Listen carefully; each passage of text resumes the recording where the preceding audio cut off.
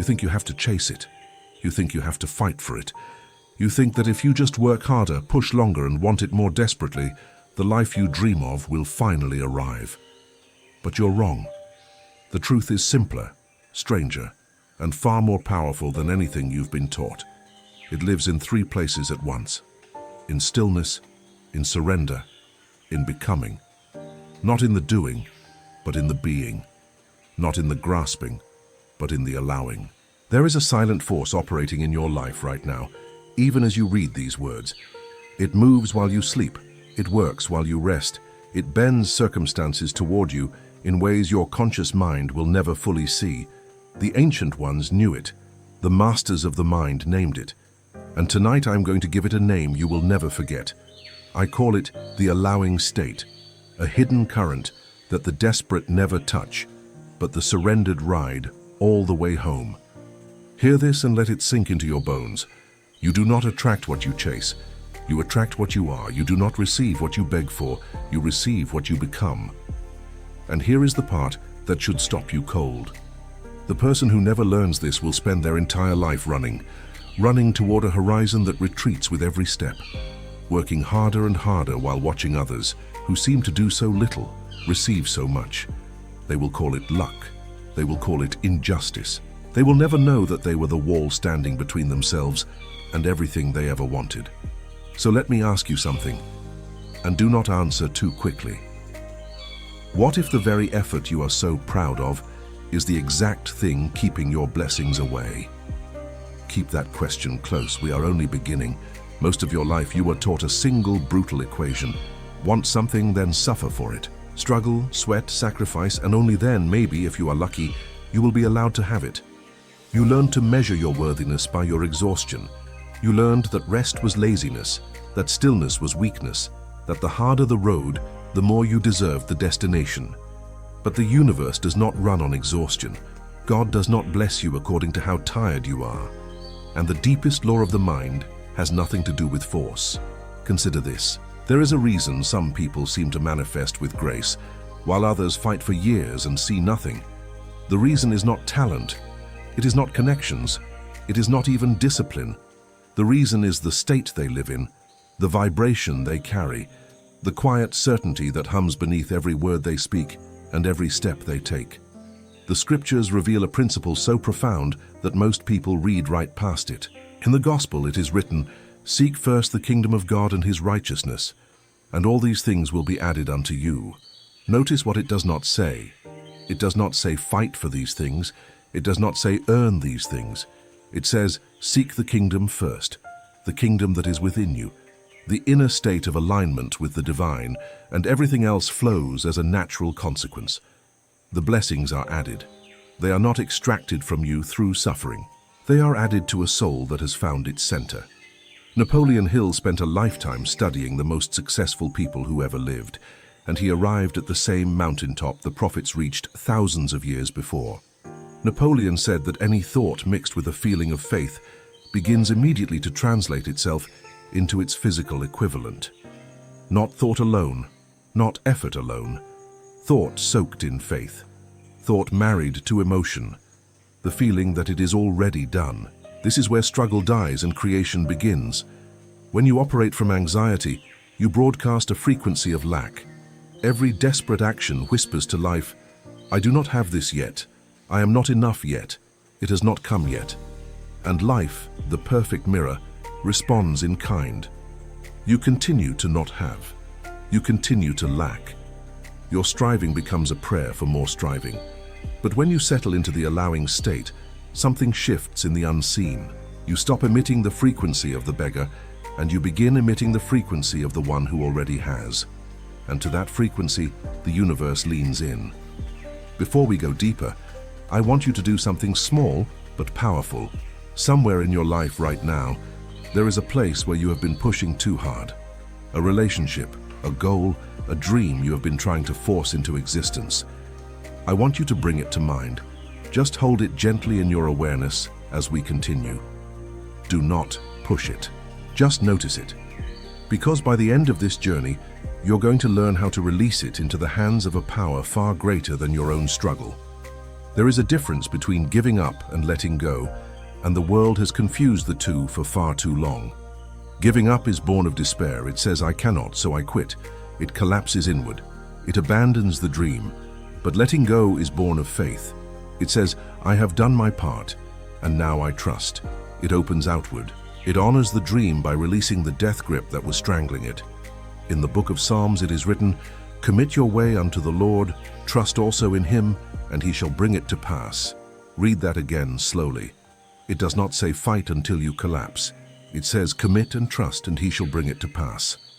The bringing is not your job. The trusting is your job. The bringing belongs to something infinitely larger than you. Napoleon Hill understood this in the language of the mind. He spoke of the subconscious as a sleepless servant that works continuously, whether you are awake or asleep, to bring into reality the dominant images and feelings you carry. When you commit your way and trust, you hand that servant a clear and peaceful instruction. When you grip and panic and obsess, you hand that same servant chaos, and it dutifully manufactures more chaos. The servant does not argue. The servant does not judge. The servant simply obeys the emotional truth you live in. So I ask you to feel the difference in your own body right now. Think of something you are desperate for, and notice how your chest tightens, your breath shortens, your whole being contracts. That contraction is the language of lack. Now imagine that the thing you long for is already on its way to you, guaranteed, certain, signed and sealed by a power that never fails. Feel your shoulders drop. Feel your breath deepen. Feel the spaciousness open in your chest. That spaciousness is the allowing state, and that is the soil in which miracles take root. If something in these words is already speaking to a place deep inside you, if you can feel the truth of it even before your mind fully understands, take one moment right now and let me know you are here. Write a single word in the comments. Write the word "I allow." 2 small words, but they are a declaration. They tell your own subconscious that you are choosing a new way of being. And they send a signal that helps this message reach another soul who is exhausted from chasing and ready to finally rest. Now let us go further, because the next layer is where most people fall. You have been taught that wanting something badly enough will make it come. But wanting, the kind of wanting that aches and grasps and lies awake at night, is actually the signature of not having. Desperate desire is a confession of absence. The very intensity of your longing announces to the universe that you live in a reality where the thing is missing. This is the great trap. The harder you want from a place of lack, the more you confirm the lack. In Proverbs it is written, "As a man thinks in his heart, so is he." Not as a man wishes, not as a man struggles, as a man thinks in his heart. The heart, the deep inner conviction, the silent assumption beneath all your conscious thoughts, that is what shapes your reality. And if your heart secretly believes you are lacking, no amount of surface effort will override that belief. Napoleon Hill said that the subconscious mind makes no distinction between constructive and destructive thought impulses. It works upon whatever you feed it most consistently, with the most emotion. If you feed it fear, it builds fear. If you feed it lack, it builds lack. If you feed it the calm certainty of abundance, it builds abundance, brick by invisible brick. So the question is not how badly do you want it. The question is, who are you being while you wait? This is the secret that separates the ones who manifest with ease from the ones who struggle for decades. The ones who manifest with ease are not trying to get. They are busy being. They have already become on the inside the person who has the thing. And because they have become it within, the without has no choice but to follow. I want you to understand something about the way the inner world becomes the outer world. There is a bridge, and that bridge is feeling. Thought alone does not cross over. Effort alone does not cross over. Feeling crosses over. The emotion you live in is the currency the universe accepts. Jesus said, "Whatever things you ask when you pray, believe that you receive them, and you shall have them." Notice the tense. Believe that you have already received, not that you will receive someday. The faith that manifests lives in the completed reality now. It feels the having before the having appears. This is what Napoleon Hill called living in the end. Acting, thinking, and feeling from the assumption that your desire is already fulfilled. not pretending, not lying to yourself, but choosing deliberately to occupy the emotional reality of the answered prayer. And here is why it works on the deepest level. Your subconscious mind cannot tell the difference between an experience that is vividly imagined with feeling and an experience that is physically real. To the deeper mind, a richly felt vision is real. So when you live in the feeling of the wish fulfilled, your subconscious accepts it as your current reality and begins immediately to reorganize your behavior, your perception, and even the opportunities that find you to match that reality. You begin to notice what you could not notice before. You begin to act with a quiet confidence you did not have before. You begin to attract people and circumstances that align with the person you have become inside. Let me give you a way to feel this tonight, before you sleep. When you lie down, do not review your problems. Do not rehearse your fears. Instead, close your eyes and imagine a single scene. A scene that would only be possible if your desire had already come true. Make it short. Make it specific. Feel the handshake. Hear the voice say yes. See the keys in your hand. Feel the relief, the joy, the quiet gratitude of it being done. Stay in that scene until you can feel it in your body, and then drift to sleep inside that feeling. You are not daydreaming. You are programming. You are planting a seed in the most fertile soil that exists, the subconscious mind at the edge of sleep, when the conscious gatekeeper has finally laid down its guard. Stay with me, because what we uncover next explains why this works even when nothing in your circumstances has changed yet. There is a state your brain enters in the moments before you fall asleep and in the moments just after you wake. The ancients did not have a name for it, but they knew it was holy. In this state, the loud, analytical, doubting part of your mind grows quiet, and the deep, receptive, creative part of your mind opens like a flower at dawn. This is the doorway. This is the threshold between the visible and the invisible. Most people walk through this doorway every single night and waste it completely. They fall asleep scrolling through other people's lives. They fall asleep rehearsing arguments. They fall asleep marinating in the news of the day, in the worry of the bills, in the fear of the future. And without knowing it, they hand all of that to the deep mind as a sacred instruction. Make more of this. Confirm this. Keep this real. You will never do that again because now you know. In the book of Philippians it is written, whatever things are true, whatever things are honest, whatever things are pure, whatever things are lovely, think on these things. This is not poetry. This is the most precise mental instruction ever given. Guard the gate of your mind. Choose what you allow to enter, especially in those sacred minutes before sleep, because what enters there takes root in the dark and grows into your day. Napoleon Hill called the deliberate use of this doorway autosuggestion the practice of repeating to the subconscious, with feeling and conviction, the reality you choose to live in until the subconscious accepts it as truth and begins to manifest it. He insisted that the dominant thoughts you hold, repeated with emotion, become the blueprint your life is built upon. So picture your mind as a garden and your nightly thoughts as the seeds. You can lie down and scatter seeds of fear, scarcity, and resentment into that dark soil, and you will wake to a garden of thorns. Or you can lie down and plant gratitude, faith, and the vivid feeling of your fulfilled desire, and you will wake to a garden that grows in your favor while you do nothing but rest. The garden does not care which seeds you plant.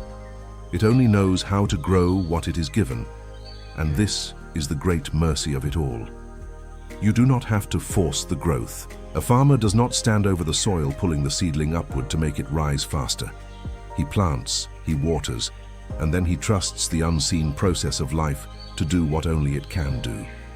He sleeps in peace, knowing the seed is at work in the dark. This is the rest the scriptures speak of, not laziness, not avoidance, but the deep rest of a soul that has planted in faith and now trusts the harvest to a power greater than itself. I want to pause here and speak to the part of you that is afraid to rest. The part that believes if you stop pushing, everything will fall apart. The part that has been holding the whole world on your shoulders for so long that you have forgotten what it feels like to be carried. Listen to me. The pushing was never what held it together. The pushing was the anxiety, made visible.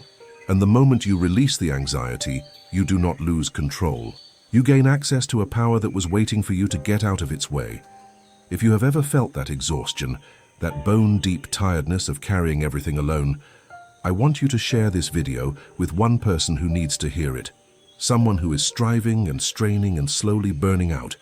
You may be the very reason they finally learn to breathe again. A single message, sent at the right moment, can change the entire direction of a life. Now let us talk about what it actually means to become the person who already has. You see, manifestation is not really about getting things. It is about identity. The things you receive in life are always a reflection of who you believe yourself to be at the deepest level. Change the things without changing the identity, and the things will slip away. We have all seen it. The person who wins a fortune and loses it within a few years because their inner identity was still the identity of someone who does not have. The deep self always pulls the outer life back into alignment with itself. This is why working on your circumstances rarely works for long, but working on your inner identity changes everything permanently. In the Gospel, Jesus said, "It is done unto you as you have believed, not as you have worked, not as you have struggled, as you have believed." Belief is the operating system. Belief is the identity. And belief, the deep heart belief, is what your entire life arranges itself around. Napoleon Hill said that you become what you think about most of the time. But go deeper than that. You become what you believe yourself to be in the silent chamber of your own heart. The thoughts you think most are simply the surface expression of the identity you carry beneath. So the work is not to chase a new life. The work is to become a new self. And from that new self, the new life flows as naturally as light flows from the sun. I want to give you a way to understand how completely your outer world reflects your inner state, because once you truly see this, you can never unsee it, and you will never look at your life the same way again. Everything you are experiencing right now, every detail of your circumstances, is a kind of echo. An echo of the dominant frequencies you have been holding, consciously or unconsciously, for a long time. The home you live in, the money in your account, the quality of your relationships, the opportunities that find you or pass you by, all of it is, in a sense, a mirror reflecting back the inner reality you have been broadcasting. This is not meant to burden you with blame. It is meant to hand you the keys, because if your outer life is a reflection of your inner state, then you are never stuck. You can never be permanently trapped by your circumstances, because circumstances are downstream. They are the echo, not the source. Change the source, and the echo must eventually change to match it. In the book of Galatians it is written, "Whatever a man sows, that he will also reap." And the sowing happens not only in actions, but in the deeper soil of thoughts, feelings, and beliefs. You have been sowing in the unseen your entire life, and your circumstances are the harvest of that sowing. If you have sown fear, you have reaped insecurity. If you have sown scarcity, you have reaped limitation. But the very same law that produced your current harvest is the law that will produce your new one, the moment you begin to sow different seeds. Napoleon Hill said that the mind attracts to itself the physical equivalents of the thoughts that dominate it. Dominate is the key word.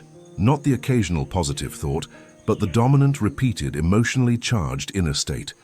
This is what your life arranges itself around. And this is why a few minutes of forced positivity cannot override a lifetime of subconscious fear.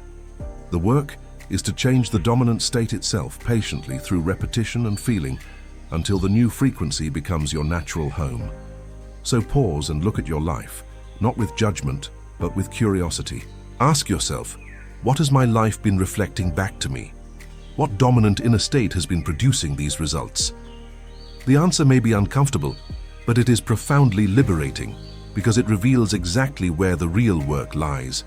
Not out there, in the endless rearranging of circumstances, but in here, in the renewing of the inner state from which all circumstances flow.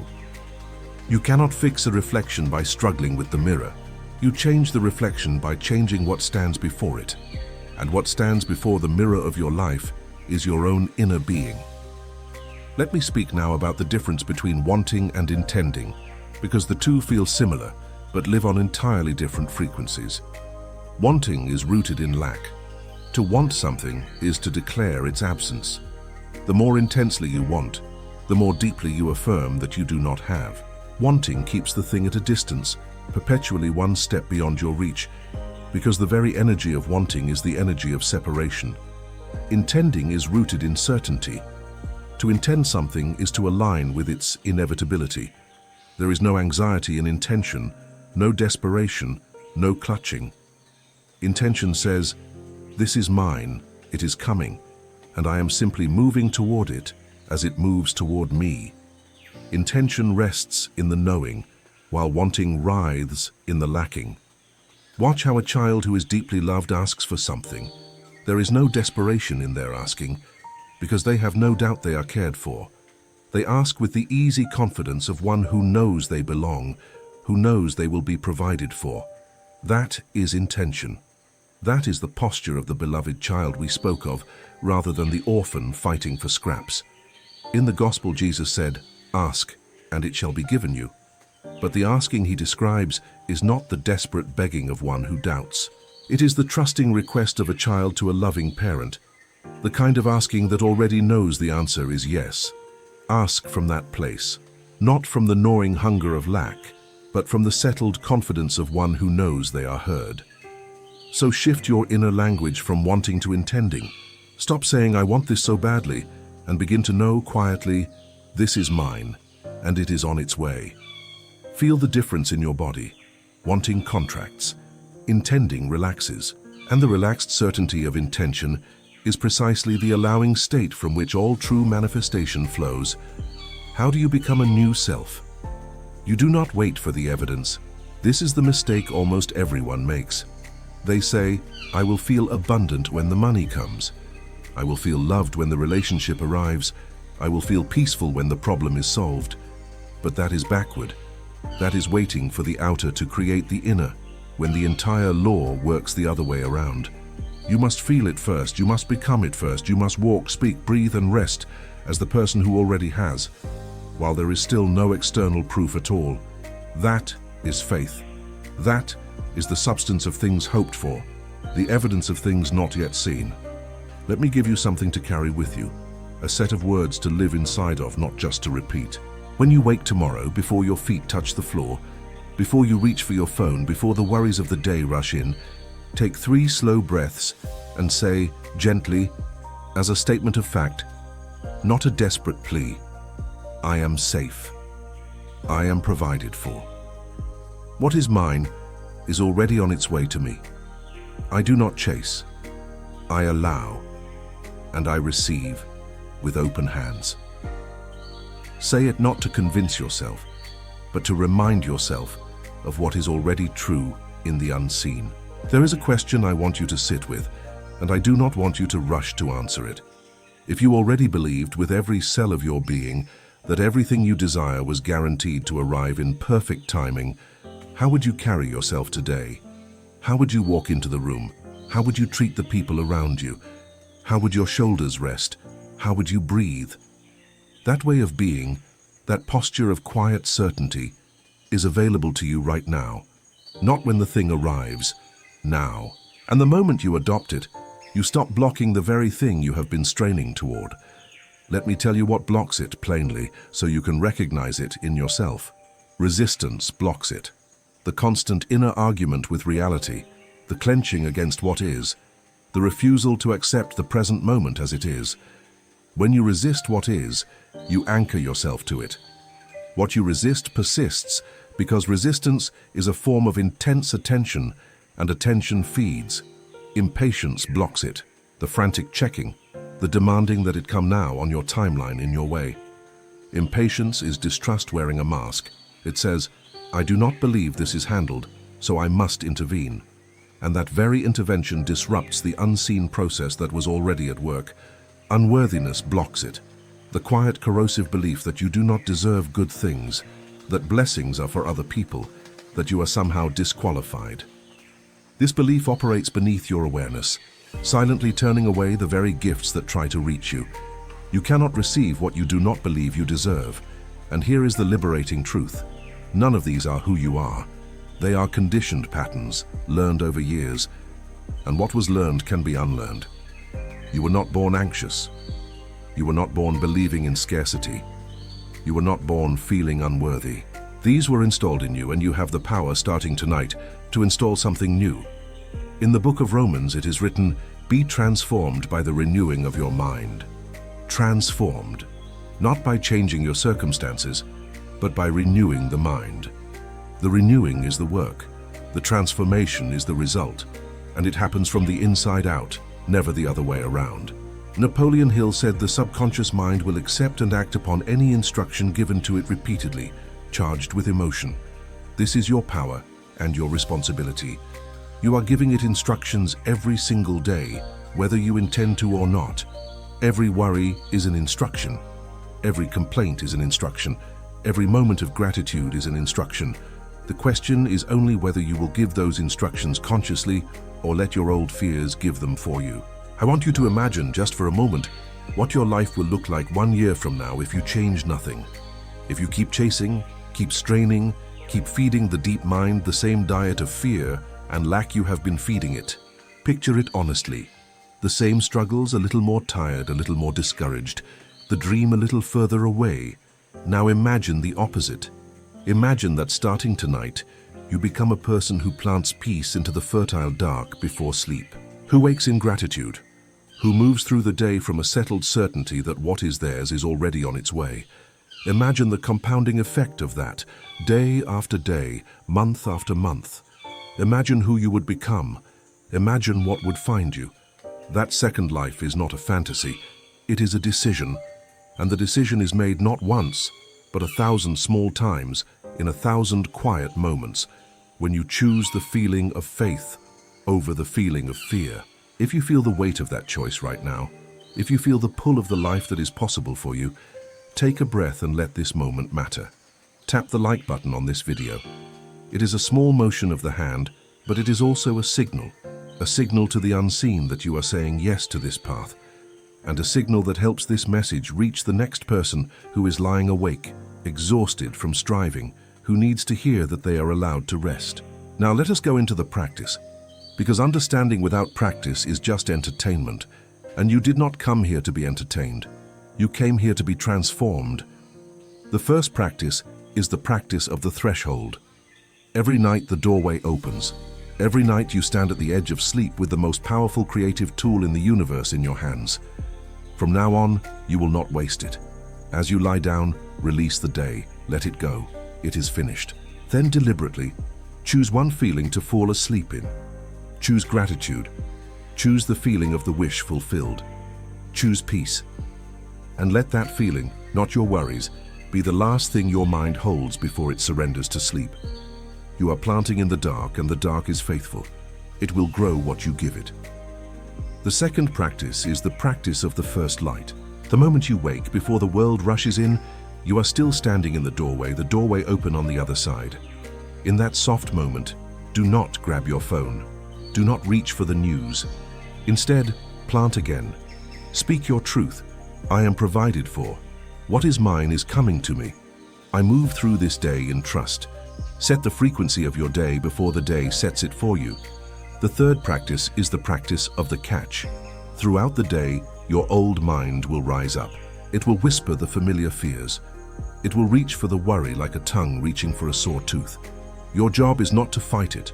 Fighting it feeds it. Your job is simply to catch it, gently, and replace it. When the thought says, "It will never happen," you do not argue. You simply calmly offer a new thought. It is already on its way. I do not need to know how. I only need to trust. And then you return to your breath, and you continue. The fourth practice is the practice of the open hand. This is the hardest and the most important. It is the practice of releasing your grip on the outcome. Several times a day, especially when you feel yourself clenching around your desire, take a slow breath and silently say, "I release this into greater hands. I trust the timing. I trust the way. I keep my eyes on who I am becoming, not on when it will arrive." And feel your hands literally unclench. Feel the spaciousness return. These 4 practices cost you nothing but a few minutes and the willingness to choose differently. But practice daily, they will rebuild the entire foundation of your inner life. And as the inner life is rebuilt, The outer life has no choice but to follow. I want to lead you through something now, a deeper practice, one you can return to whenever you feel yourself slipping back into the frantic energy of chasing. Wherever you are, let your body settle. If your eyes can close, let them close. If not, simply let your gaze soften and your focus turn inward. Take a slow breath in through your nose and feel it fill not just your chest but your belly, all the way down. Hold it for a moment at the top and then release it slowly, longer than the inhale, letting your whole body soften as the breath leaves you. Do this again. Breathe in the sense of being held. Breathe out everything you have been gripping. And once more. In, receiving. Out, releasing. Now in this quieter state, I want you to notice how much of your striving lives in your body. Notice the tension you carry in your jaw, in your shoulders, in your hands. That tension is the physical form of your distrust. It is your body bracing against a future it does not believe will provide.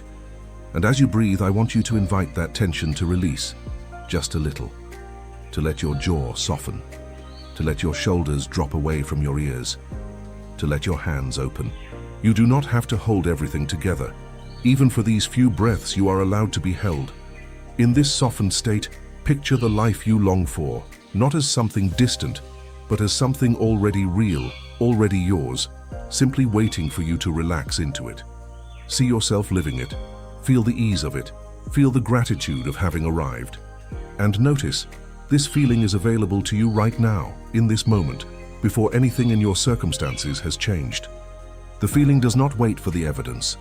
The feeling comes first and it calls the evidence toward it. Stay here for a few breaths longer. There is nowhere to rush to. There is nothing to force. In this moment, you are practicing the very state from which your whole new life will be built. And every time you return to this state, you deepen the groove, you strengthen the pattern. You make it easier and easier to live here, until one day this peace is not a practice you visit, but a home you live in. When you are ready, take one more deep breath and gently return, carrying a little of this stillness with you. I know what some part of you is thinking right now. It is thinking, this sounds beautiful, but what about action? Do I just sit and feel good and wait for life to deliver? Hear me carefully, because this is where so many people misunderstand. The allowing state does not mean the absence of action. It means the transformation of action. There is action born of panic and there is action born of peace. They may look the same from the outside, but they are worlds apart in their power. Action born of panic is frantic, scattered, and exhausting. It is the desperate flailing of someone trying to force a result. It pushes against doors that are not meant to open and ignores the ones that are. Action born of peace is different. It is inspired. It arises naturally from a settled mind. You feel a quiet nudge to make a call, to write the message, to take the step, and you take it not from fear but from a calm knowing. This is the action that moves mountains, because it is aligned with the unseen current rather than fighting against it. In the book of Isaiah it is written, "In quietness and confidence shall be your strength, not in frenzy and fear. In quietness, in confidence." That is the source of true strength, and from that source, the right actions flow effortlessly and at the right time. Napoleon Hill spent his life among the most accomplished people in the world, and he observed that the great ones were not the busiest. They were the most aligned. They acted decisively, but from a place of inner certainty, not from the scattered anxiety that drives most people from one frantic task to the next. They trusted, and from that trust, they acted with precision. So, you do not stop acting, you stop forcing. You let your action become a response to inner guidance rather than a reaction to outer fear.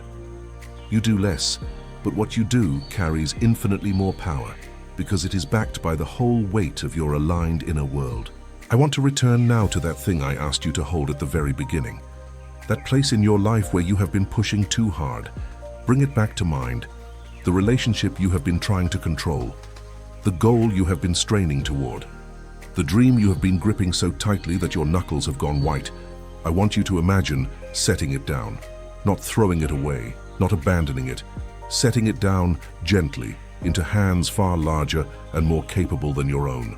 Imagine saying to it, "I have carried you long enough, I have done my part. Now I trust you to a greater power. and I will keep becoming the person who is ready to receive you while I let go of the strain of producing you. Feel what happens in your body when you imagine that. Feel the relief, feel the lightness. That lightness is not loss. That lightness is the exact feeling that allows what you have been straining for to finally make its way to you. Because here is the deepest paradox of this entire law. The thing you most want to hold, you must learn to release. The dream you most want to force, you must learn to trust. The future you most want to control, you must learn to surrender. And in that surrender, not in your struggle, lies all your power. You do not attract what you chase, you attract what you are. Say it to yourself one more time and let it settle into the marrow of your being. You do not attract what you chase, you attract what you are. Let me speak now to the fear underneath the fear. Because beneath all the chasing there is usually one quiet terror. The terror that if you do not hold it all together, no one will. That if you relax, you will be punished. That the world is a hostile place where only the vigilant survive, and to rest is to risk everything. I want to gently challenge that, because it is the root from which so much of your struggle grows. The scriptures paint an entirely different picture of reality. They speak of a universe held together by a love that knows your name. Consider the birds of the air, it is written. They do not sow, nor reap, nor gather into barns, yet your heavenly Father feeds them. Are you not worth far more than they? And which of you, by worrying, can add a single hour to your life? Read that, and let it dismantle the lie you have been carrying. You live in a provided universe. The same intelligence that grows the grass, that turns the seasons, that holds the stars in their courses, is not indifferent to you. It is for you. And the moment you begin to trust that, you stop living as an orphan fighting for scraps, and you begin living as a beloved child in an abundant home.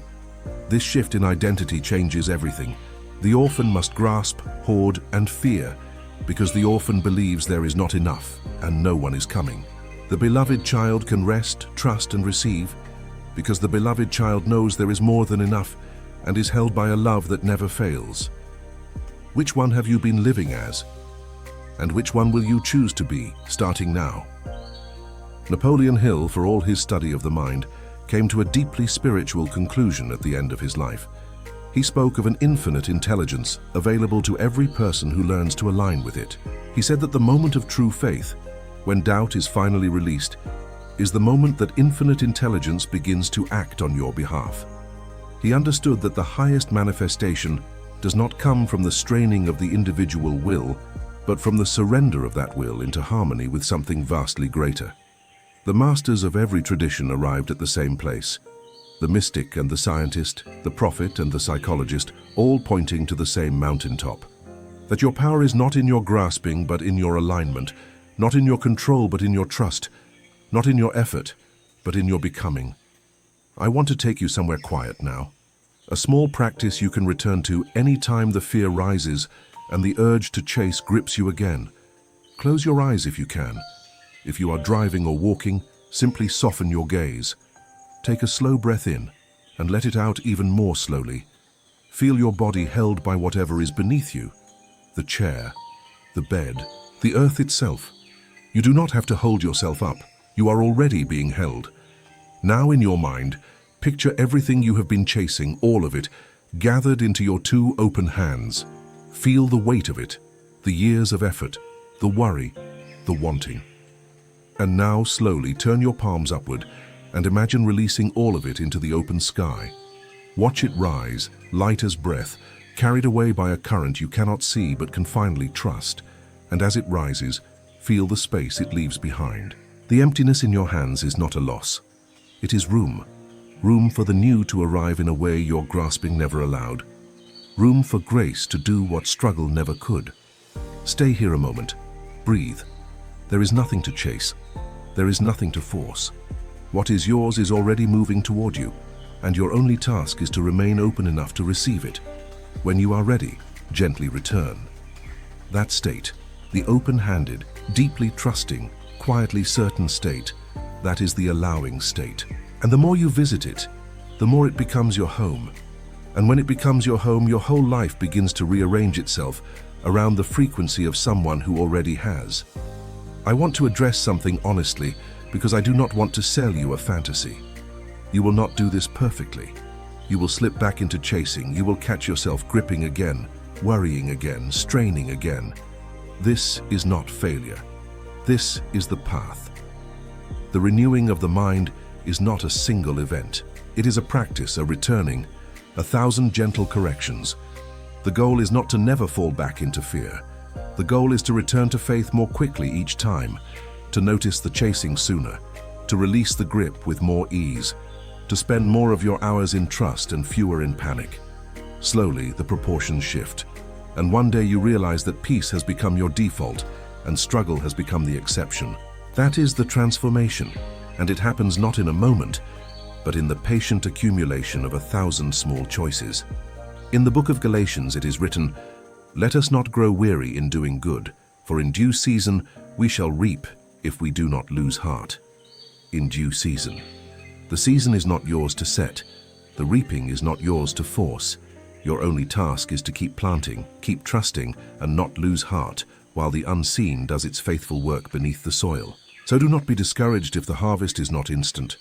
The seed planted in faith is never wasted. It is growing in the dark, in ways you cannot see, gathering toward a moment when it will break through the surface all at once, and the world will call it sudden, though you will know it was the quiet fruit of 1,000 nights of trust. Let me give you an image to hold on to when the waiting feels long. Bamboo is planted, watered, and tended, and for years almost nothing visible happens above the ground. A person watching might say nothing is growing, this is hopeless, give up. But beneath the soil, an enormous root system is forming, vast and deep, preparing for what is to come. And then, in a single season, the bamboo shoots upward at a speed that seems impossible, rising higher in weeks than seemed conceivable in years. It was never not growing. It was building the foundation that would make the explosive rise possible. Your life, when you plant in faith and trust the unseen, works the same way. What looks like nothing is the deepest kind of something. Do not mistake the silence of the soil for the absence of growth. If this image of patient, faithful growth speaks to where you are right now, if you are in the waiting and you needed to be reminded that the silence is not failure, write the word growing in the comments. Let it be a quiet declaration that you trust the process, that you will not dig up your seed in fear, that you will let it become what it is destined to become. And let your word be a torch for someone else in the dark who needs to know their waiting is not in vain. I want to take you deeper now into the nature of the silent force itself, because the more you understand it, the more you will trust it, and the more you trust it, the more powerfully it will move on your behalf. Think about how the most important things in your life already happen without your effort. Your heart beats right now, and you are not commanding it. Your lungs draw breath, and you are not instructing them. Cells in your body are dividing, healing, regenerating. Billions of intricate processes unfolding in perfect coordination, and your conscious mind knows nothing about any of it. There is an intelligence operating within you, running the most complex system in the known universe, and it does so without your supervision, without your strain, without your control. Now consider this. That same intelligence that runs your body so flawlessly is the intelligence you are learning to trust with your life. The same wisdom that knows how to grow a child in a womb, how to heal a wound, how to turn food into thought. That wisdom is not absent from your circumstances. It is woven through all of it. And the great error of the chasing life is the belief that you must do, with your tiny conscious will, what this infinite intelligence is already equipped to do effortlessly. In the book of Psalms it is written, "Be still and know that I am God." Be still. Not strive, not struggle, not force. Be still, and in that stillness, know. Know that there is a power greater than your effort. Know that you are held.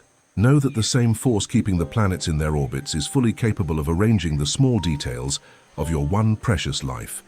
Napoleon Hill called this infinite intelligence, and he insisted that the human mind is connected to it, able to draw upon it, able to be guided by it, but only when the mind grows quiet enough to receive. The frantic mind cannot hear. The grasping mind cannot receive. It is the still mind, the trusting mind, the mind that has stopped its desperate noise, that becomes a clear channel for guidance, for ideas, for the unexpected openings that the strivers never see.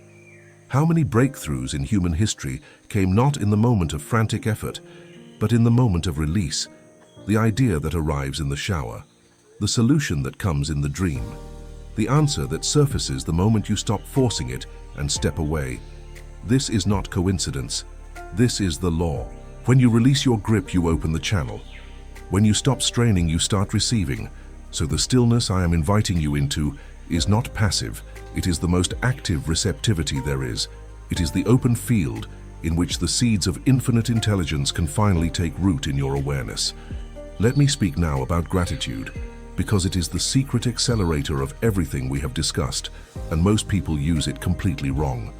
Most people treat gratitude as a reaction. Something good happens and then they feel grateful. But that is gratitude as a slave to circumstance.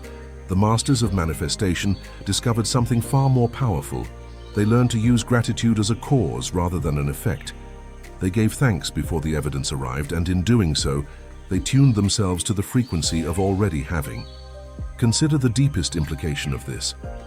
When you are grateful for something, your entire being declares, "This is mine, this is here, this is real." Gratitude is the emotional signature of possession. And when you generate that feeling before the thing has arrived in the physical, you are sending the clearest possible signal to your subconscious and to the unseen. You are saying, "This is already done, I am already in possession of it, my heart already holds it as real." In the Gospel, before Jesus performed one of his greatest works, he lifted his eyes and said, "Father, I thank you that you have heard me." He gave thanks before the visible result. The gratitude came first, the manifestation followed. This is the order of creation. Thanksgiving is not the response to the miracle. Thanksgiving is the doorway through which the miracle walks. Napoleon Hill wrote of the power of gratitude as a transforming emotion that lifts the entire vibration of a person, opening them to opportunities and connections invisible to the ungrateful mind. He understood that a grateful heart is a magnetic heart, drawing toward itself more of what it already celebrates. So here is a practice that will change your inner world if you commit to it. Each night, before you plant your vision into the fertile dark, spend 1 minute in radical gratitude, not for what you hope to receive, but for what you have already received, and then, daringly, for what is on its way as though it has already come. Thank you for the peace I am growing into. Thank you for the provision that is already moving toward me. Thank you for the love, the health, the abundance that is already mine in the unseen. Feel it as real. Let the gratitude be the proof, even before the proof arrives. This is faith in its purest form, the substance of things hoped for, the evidence of things not seen. Gratitude that precedes the gift is the very substance that calls the gift into being. I want to address the moments of doubt now, because they will come. And you need to know what to do when they do. There will be nights when the bills are due and the answer has not arrived, and the fear will rise up and whisper that none of this is true, that you are foolish to trust, that you had better go back to chasing because chasing is all there is. I will not pretend those nights do not come. They come to everyone who walks this path. They came to the prophets, they came to the masters. The doubt is not a sign that you are failing. The doubt is simply the old mind, the conditioned mind, defending the only reality it has ever known. When the doubt rises, you do not have to defeat it with argument. You cannot win a wrestling match with fear. Instead, you acknowledge it gently, and then you return once more to your center. You take a breath. You feel the ground beneath you. You remind yourself softly that you have planted, that the seed is at work, that the silence of the soil is not the absence of growth. And you choose again, in that very moment, the feeling of trust over the feeling of fear. Not because you have banished the fear, but because you have decided not to let it set your frequency. In the Gospel, a desperate father cried out to Jesus, "Lord, I believe, help my unbelief." And in that honest cry there is enormous wisdom. He did not pretend to have perfect faith. He had faith and doubt at the same time, as we all do, and he simply chose to lean toward the faith and ask for help with the rest. You may do the same. You do not need perfect, unshakable faith. You need only to keep leaning toward trust again and again, and to ask, in whatever way is true for you, for help with the doubt that remains. The faith that manifests is not the faith that never wavers. It is the faith that returns, that comes back to center after every wobble, that refuses to let a moment of fear become a way of life. Build that returning into a habit, and you become unstoppable, not because you never fall, but because you always rise.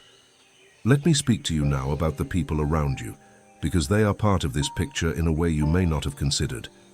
The frequency you carry does not only shape your circumstances, it shapes your relationships, your conversations, the very atmosphere you bring into every room. When you live in the allowing state, in trust and quiet certainty, you become a different presence in the lives of those around you. You stop draining others with your anxiety. You stop demanding that they fix your fear. You become instead a source of calm, a steadying presence, someone whose peace is contagious. And here is what happens. As you change your frequency, the people in your life respond to the new you. Some will be drawn closer, lifted by the peace you carry. Others, who were only connected to you through shared struggle and complaint, may drift away because the frequency that bound you no longer matches.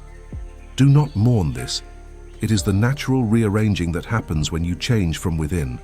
Your outer world, including your relationships, always reorganizes itself to match your inner state. In the book of Proverbs, it is written, "He who walks with the wise grows wise." The company you keep shapes the frequency you hold, and the frequency you hold shapes the company you attract. As you rise, you will find yourself surrounded, more and more, by those who are also rising. Like calls to like. Peace calls to peace. Abundance calls to abundance. So guard your atmosphere. Be conscious of what you let into your mind through your eyes and your ears, especially in the sacred hours near sleep. The conversations you absorb, the content you consume, the voices you allow to shape your inner world, all of it is seed for the garden. Choose what feeds your faith. Release what feeds your fear. This is not judgment of others. It is stewardship of your own soul. I want to pause and acknowledge something tender. For some of you, this idea of trusting, of letting go, of believing you are held, is difficult because life has taught you the opposite. You have been let down. You have trusted before and been wounded. You have opened your hands before and watched something be taken from them. And so the very idea of releasing control feels not like freedom, but like danger. If that is you, I want you to hear this with great gentleness. Your guardedness made sense. It protected you when you needed protecting. There is no shame in the walls you built, but there comes a season when the walls that once protected you begin to imprison you, when the very vigilance that kept you safe begins to keep your blessings out along with the threats. You do not have to tear down every wall today. You need only to open one window, to risk one small act of trust, to plant one seed of faith into the dark and see gently whether the soil is faithful. And as you discover, little by little, that the releasing does not destroy you but frees you, you will find the courage to open more. This is not a leap you must take all at once. It is a path you may walk one trusting step at a time. In the book of Jeremiah it is written, "I know the plans I have for you, plans to prosper you and not to harm you, plans to give you a future and a hope." Whatever has happened to you, whatever has wounded you, there is a thread of intention running through your life that means you good. And the more you learn to trust that thread, the more you will see it had been weaving toward your good, even through the very seasons that felt like ruin.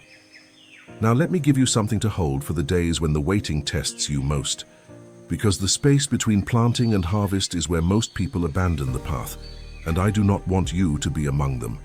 The waiting is not empty time.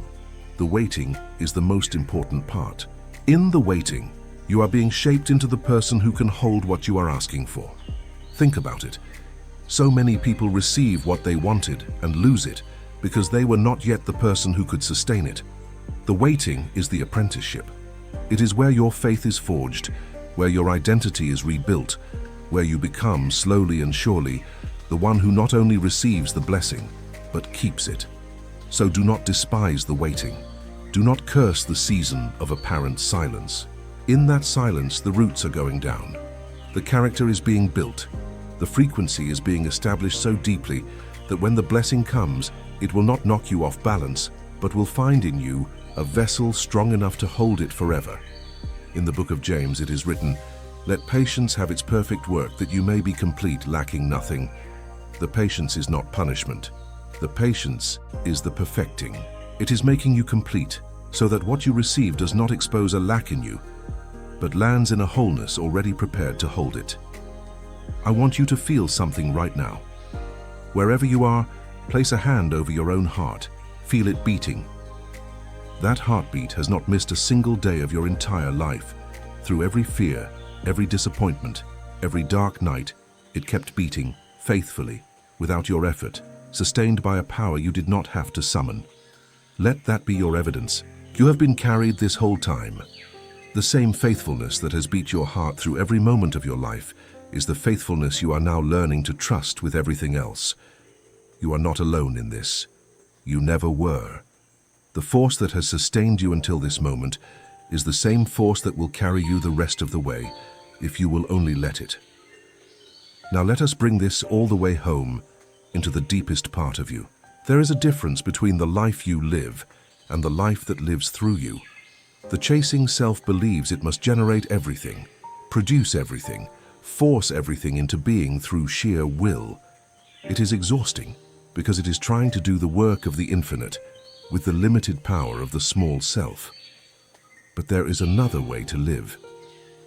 A way where you become a channel rather than a generator. Where you align yourself with a power that flows through you, and you simply let it.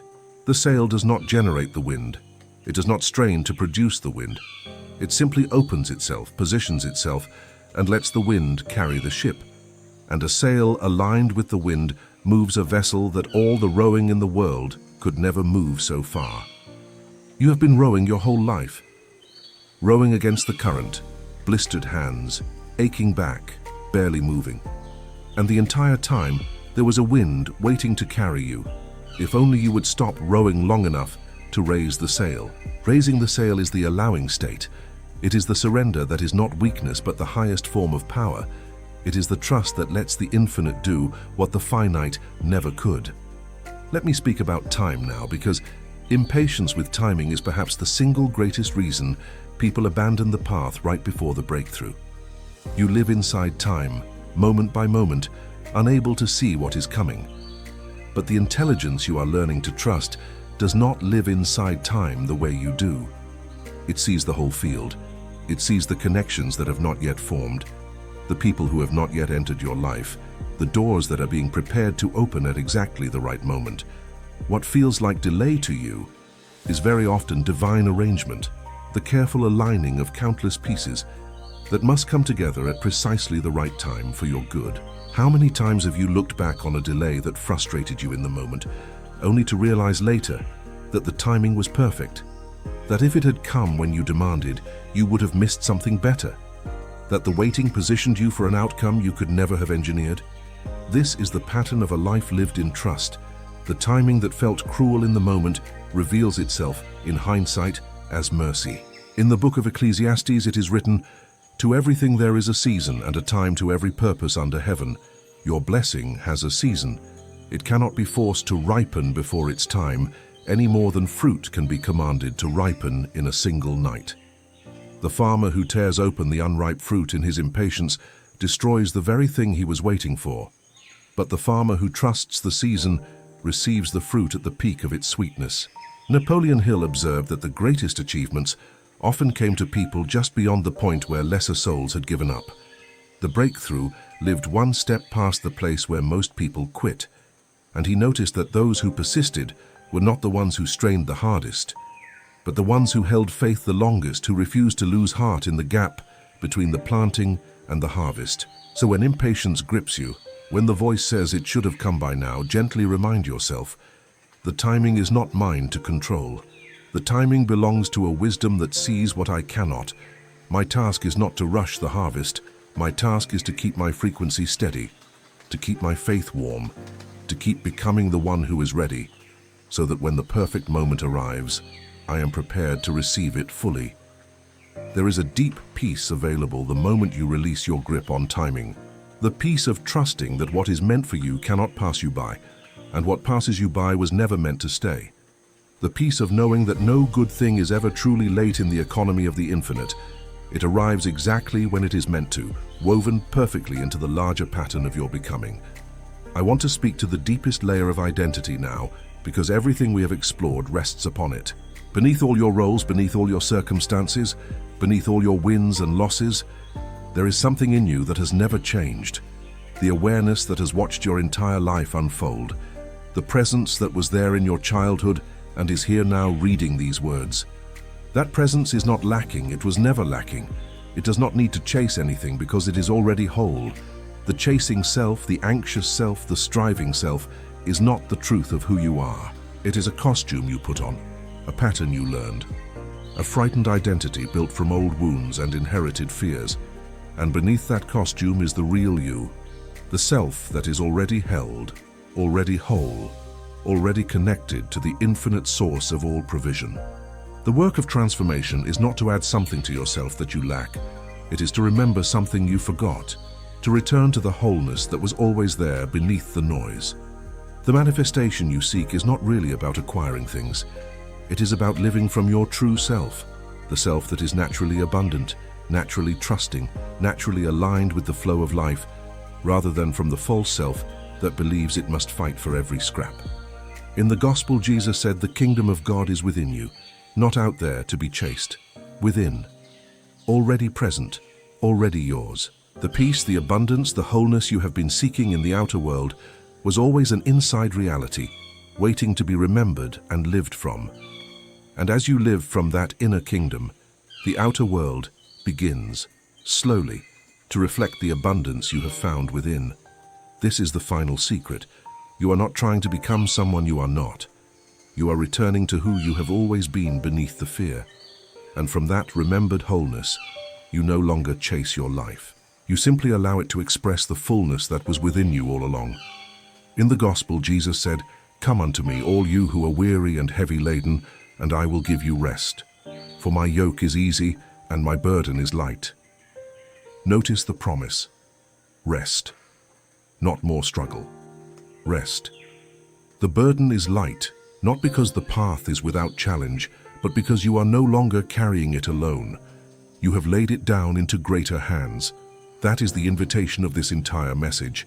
Lay it down, not in despair but in faith. Lay down the chasing, the forcing, the desperate striving, and take up instead the quiet, powerful posture of one who trusts, one who knows, one who allows. Napoleon Hill said that the subconscious mind, working in harmony with infinite intelligence, will find the way to bring your desire into reality, often through means you could never have planned or predicted. Your job is not to figure out the how. The how is far above your pay grade. Your job is to hold the what with clarity, to feel the having with faith, and to release the how into the hands of a wisdom that sees what you cannot. How many times have you tried to force a particular path only to have a better one open when you finally let go? How many times has the thing arrived not in the way you demanded, but in a way you never imagined, better than you could have engineered? That is the signature of the unseen at work. It does not need your control, it needs your trust. So let me ask you the question I left open at the very beginning, and this time let it land differently. What if the very effort you were so proud of was the exact thing keeping your blessings away? Now you know the answer. The effort, the anxious, grasping, controlling effort, was never the bridge to your dreams. It was the wall. And the moment you take that wall down brick by brick, through trust, through surrender, through becoming, the path you have been searching for the whole time stands wide open before you. You were never meant to chase your life. You were meant to receive it. You were never meant to force your blessings. You were meant to allow them. You were never meant to carry it all alone. You were meant to be carried. So tonight, when you lie down, do not bring your worries to bed. Bring your faith. Plant the feeling of the wish fulfilled into the fertile dark. Whisper to your own deep mind, "It is done, it is well. What is mine is on its way." And then let go, completely, into a sleep that is not escape, but trust. And let the silent force, the allowing state, do through the night what your struggle could never do through the day. And when you wake, do not pick the burden back up. Leave it where you laid it. Walk into your day as one who is provided for, held, and on the way to everything that is meant for you. Move from peace, act from trust, receive with open hands. This is the way. Not the way of the desperate, but the way of the surrendered. Not the way of the one who chases, but the way of the one who has become. And the one who has become attracts effortlessly what the one who chases could never catch. Relax. Everything will come to you, not because you forced it, but because you finally stopped blocking it. Relax and you will manifest anything your soul truly desires, not through strain, but through the quiet certainty of a heart aligned with the infinite. You do not attract what you chase, you attract what you are, so become now the one who already has, and watch how life rushes to confirm it. If this message reached the place in you it was meant to reach, if you feel even a little lighter than you did when we began, then let this moment complete itself. Write in the comments the words "I receive." 2 words, but a covenant. A declaration to your own soul and to the unseen that you are done chasing and ready to allow. Tap the like button so this message can find the next weary heart that needs it. And if you are not yet subscribed, subscribe now, not as a casual click but as a marker, a line drawn in your own story, the day you chose trust over struggle, becoming over chasing, the open hand over the clenched fist. Because the ones who walk this path do not walk it once and forget. They return again and again to be reminded of who they truly are. A soul held by a love that never fails, carried by a current that never stops. Becoming, with every quiet breath, the person their dreams have been searching for all along. Relax. It is already coming.